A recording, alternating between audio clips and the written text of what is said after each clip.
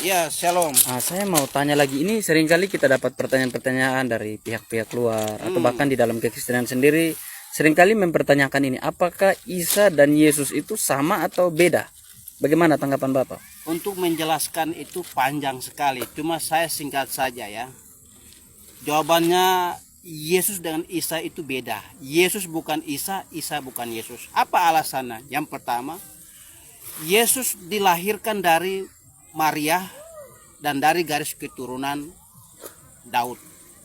Sedangkan Isa lahir dari Maryam. Kalau kita teliti, Maryam itu saudaranya Musa dan Harun.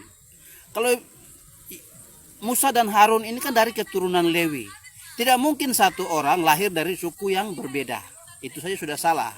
Itu yang pertama. Dan yang kedua, Di sini saya tidak mau menyalahkan hamba Tuhan yang tadi, tetapi di sini saya mau meluruskan yang kekeliruan yang disampaikan oleh hamba Tuhan tadi mengenai perbedaan Maria, Ibu Yesus Kristus, dengan Maryam, Ibu Isa Al-Masih.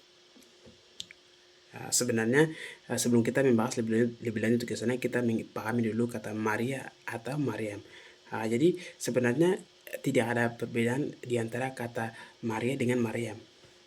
Mengapa? Karena memang ketika kita melihat sejarah di kalangan orang-orang Yahudi pada waktu itu sampai sekarang, mereka tidak pernah mengenal namanya Maria. Tetapi yang mereka mengenal adalah Maryam.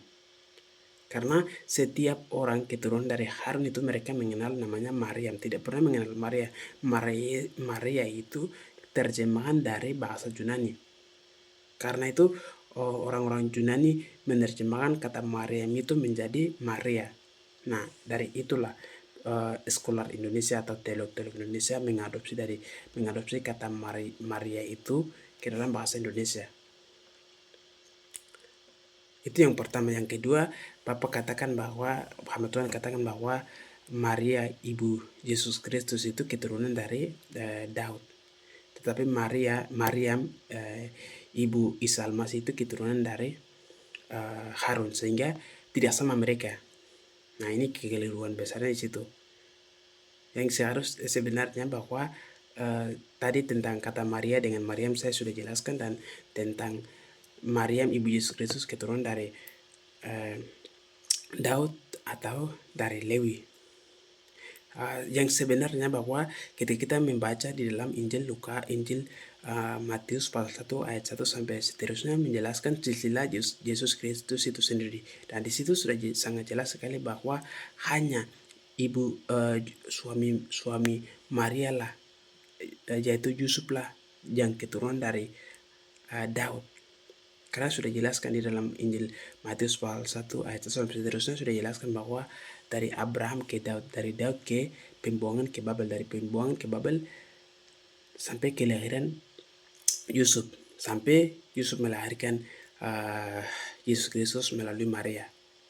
Itu sudah jelas sekali. Tetapi dan Maria itu sendiri keturunan dari Harun itu sendiri. Mengapa saya harus mengatakan seperti demikian? Kita dalilnya kita melihat di dalam Injil Lukas pasal 1 ayat yang ke-26 36. Injil Lukas pasal 1 ayat yang ke-36 ini konteksnya tentang bagaimana malaikat Tuhan datang ke kota Nazaret untuk memberitakan tentang kelahiran Yesus Kristus itu sendiri. Mari kita melihat bersama-sama di dalam ayat yang ke-36.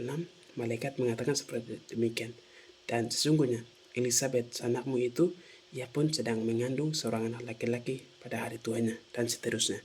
Dan di sini kata intinya atau kata kuncinya yang saya mau sampaikan, mengapa saya tadi mengatakan bahwa Maria adalah keturunan dari Harun.